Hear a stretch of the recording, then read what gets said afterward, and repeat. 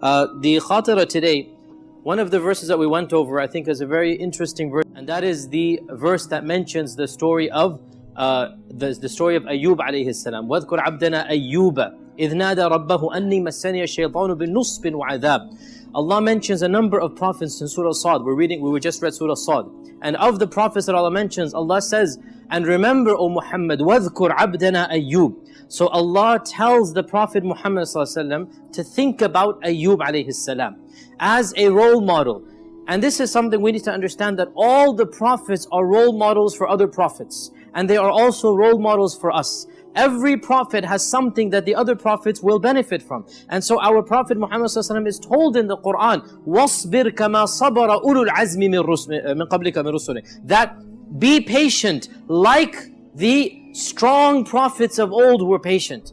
And Allah tells our Prophet ﷺ that look at the stories of those before you. كَذَلِكَ لِنُثَبِّتَ بِهِ فُؤَادَكَ. Through the trials of the previous prophets, your own fu'ad, your own chest will become affirmed and you will get hope and optimism. So one of the stories that Allah reminds our Prophet Muhammad ﷺ is the story of Ayub. وَاذْكُرْ عَبْدَنَا أَيُّوبَ. So Allah calls him His slave and His servant, عَبْدَنَا أَيُّوبَ. إِذْ نَادَى رَبَّهُ. When he made dua to his Lord, رَبِّ إِنِّي مَسَّنِيَ الشَّيْطَانُ بِنُصْبٍ وَعَذَابٍ. He said, Oh my Lord, Shaitan has afflicted me with a pain and with torture. Now what is the story of Ayub? We don't have it mentioned in the Quran and Sunnah in detail. Just references are given. But we gather from other sources which were allowed to narrate, the Israeliyat were allowed to narrate them. Israeliyat is the stories that are found in the Old Testament and the New Testament. Our Prophet Muhammad told us about our position towards those stories. He said, you may narrate them, but don't believe in them fully and don't deny them unless you have knowledge from our own book. The gaps that are filled in by the stories of the Old Testament, we're allowed to narrate them. حَدِّثُوا عَنْ بَنِي إِسْرَائِيلَ وَلَا حَرَجٍ. Go ahead and tell the people that this is what we're getting it from the Old Testament. No problem in that. But don't believe it like you would believe the Quran. Allah knows, maybe they changed some details, maybe they subtracted, maybe they added. And don't deny, because you don't know, it might be true, unless something is found that our Quran contradicts. So, from the Old Testament, we learn the story of Ayub in much more detail. Of course, he's called Job. Ayub is called Job in the Old Testament. Now, the story of Ayub, as summarized in the Old Testament, is that he was blessed with an immense fortune and an immense wealth. And Allah Azza wa Jalla blessed him with 10 sons, which is a huge number. And Allah blessed him with a large house and many agriculture and many plantations. And he was a thankful servant of Allah subhanahu wa ta'ala. So Allah wanted to test and try to see whether he would be thankful if all of this is taken away. What would you do, O Ayub, if you don't have your wealth, you don't have your millions, you don't have your plantations? And so, overnight, في عشية وضحاها, overnight, a storm came. And it was one of those, we call it a fire, what is it, fire cyclone, what is it? You know the thunderstorms that have fire in it as well. You know, these modern phenomena, they're very rare, but it happens. That it's a fire cyclone or a fire hurricane. That adhab came, that punishment, it wasn't really a punishment, it was a test from Allah. It came and it took away everything that Ayub had. And he was outside of his house, and the house itself collapsed, and all of his children died. All of his sons died. And the whole plantation, except for his wife, was saved. Everybody else was taken back to Allah subhanahu wa ta'ala, and the entire property was destroyed. And in addition to that, he was then afflicted with a disease. What was this disease? Some books say leprosy, others say other things, but basically his skin began to fester and wound, and he became so difficult to look at. Ayub had been a handsome man, he had been blessed with a beauty, he had been blessed with a good body. So he was then afflicted with a type of pain and a type of suffering that people could not bear to look at him. And so he had to abandon the city, and he had to live in a shanty house, in a structure that is a small structure. Nobody would come close to him except his wife, who was very dedicated, and she continued to support her husband and continued to take care of him throughout this time. And his worship did not change at all. he continued being just as thankful for what he had, and he continued praying and fasting and doing whatever he could, despite the fact he didn't have anything of what he used to have. His attitude towards his Lord did not change at all. And so he passed the test. And so Allah says, وَاذْكُرْ عَبْدَنَا Ayyub. This is our true servant Ayub, who worships us regardless of the situation he's in. Whether he's rich or poor, whether he's healthy or sick, the Lord will not change.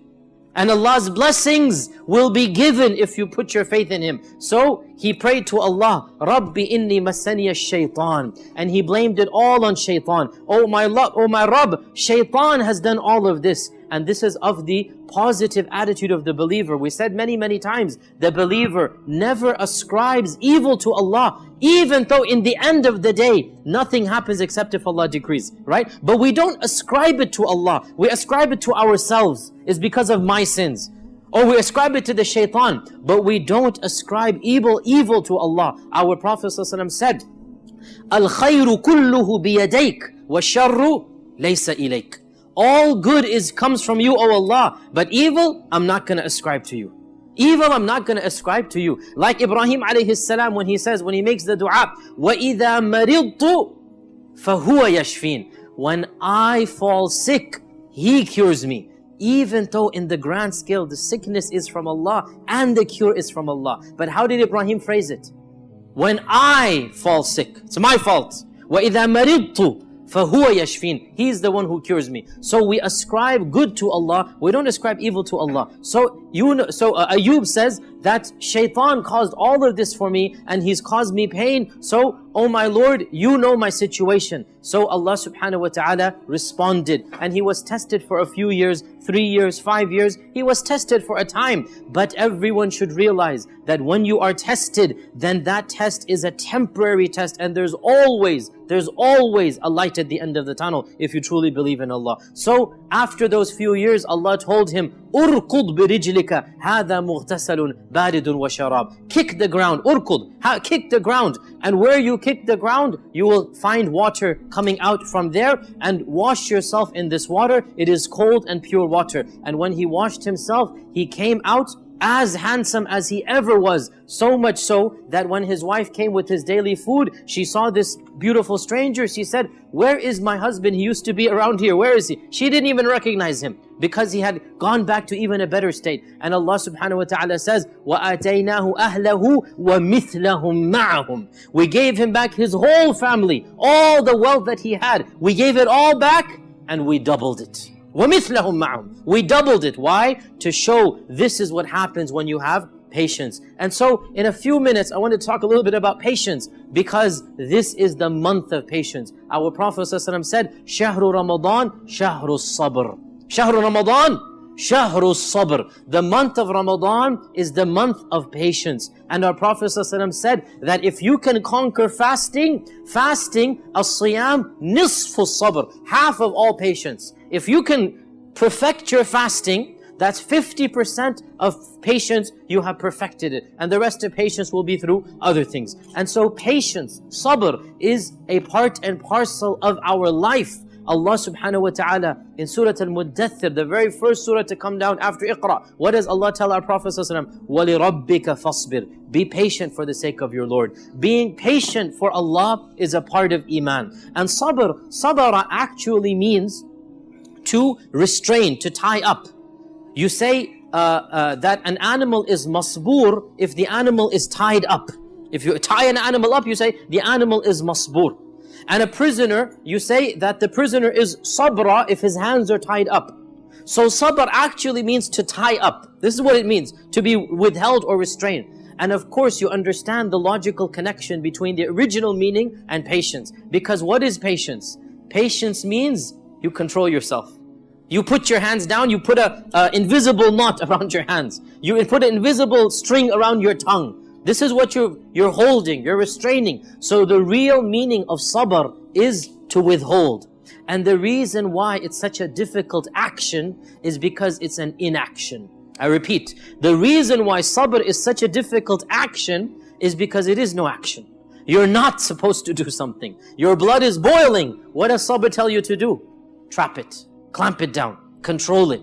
You want to just scream, shriek, yell. You want to just jump, you want to just hit. Sabr means calm down, control it. And this is the reality of what sabr is. And Allah subhanahu wa ta'ala praises sabr in over 50 verses in the Quran. Allah says, Wallahu yuhibbu sabirin. Allah loves those who are patient. Allah says the characteristics of the believers, was-sabirina was-sabirat. The believing men and women are those who are patient men and patient women. Allah says, Wallahu ma'as sabirin. Allah is with the sabirin. Allah says that أُولَٰئِكَ يُجْزَوْنَ الْغُرْفَةَ بِمَا صَبَرُوا. Those people will be given the highest apartments in Jannah. Al-Ghurfa is the highest levels of Jannah because they were patient. Allah subhanahu wa ta'ala says that سَلَامٌ عَلَيْكُمْ بِمَا صَبَرْتُمْ. The angels will enter in upon you in Jannah and they will tell you سَلَامٌ عَلَيْكُمْ بِمَا صَبَرْتُمْ. Peace is on you today because you were patient. Because you had sabr, this is where you are right now. And Allah subhanahu wa ta'ala says that Allah saved them, that نَجَّيْنَاهُ, Allah Azza wa Jalla saved them